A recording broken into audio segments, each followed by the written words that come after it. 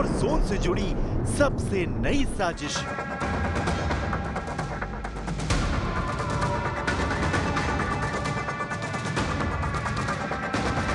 America में Iran का James bond बेनकाब।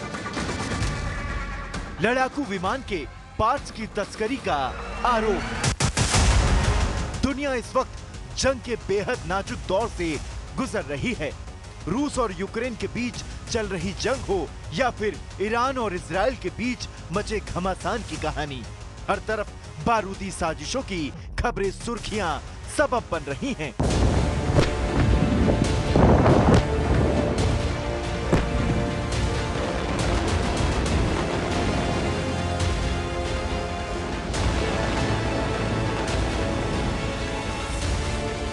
जंग से जुड़ी इन्हीं खबरों के बीच अमेरिका से ईरान की साजिश की चौंकाने वाली खबर सामने आई है। जानकारी के मुताबिक जेफरी नाडर नाम के एक शख्स पर लड़ाकू विमान के पार्ट्स की तस्करी का आरोप लगाया गया है। दावा किया जा रहा है कि ये शख्स McDonnell Douglas F4 Phantom aircraft के पार्ट्स की स्मगलिंग की साजिश में शामिल है। इसलिए सबसे ज्यादा चौंकाने वाली बात यह है कि जेफरी लड़ाकू विमान के पार्ट्स को ईरान पहुंचाने की कोशिश में जुटा था। खबर तो ये भी है कि 2023 की शुरुआत से ही नाडर और उसके सहयोगी करीब 30 एयरक्राफ्ट के पार्ट्स की चोरी के ऑपरेशन में लगे हुए थे।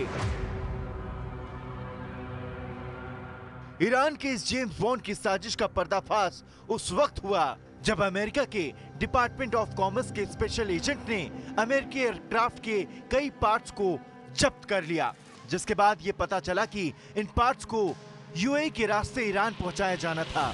इस सनसनीखेज मामले में जिस जेफरी नाडर नाम के शख्स पर आरोप लगा है, वो कैलिफोर्निया के बेट्स कंपनी प्रो एरो कैपिटल से ताल्लुक रखता है।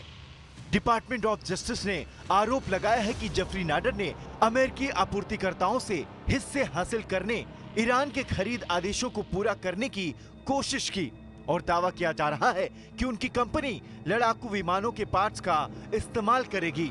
यही वजह है कि अब इस मामले में अमेरिकी जांच agency federal bureau of investigation भी एक्शन में आ गई है और लड़ाकू विमानों की तस्करी के असल मकसद को तलाशने में जुट गई है।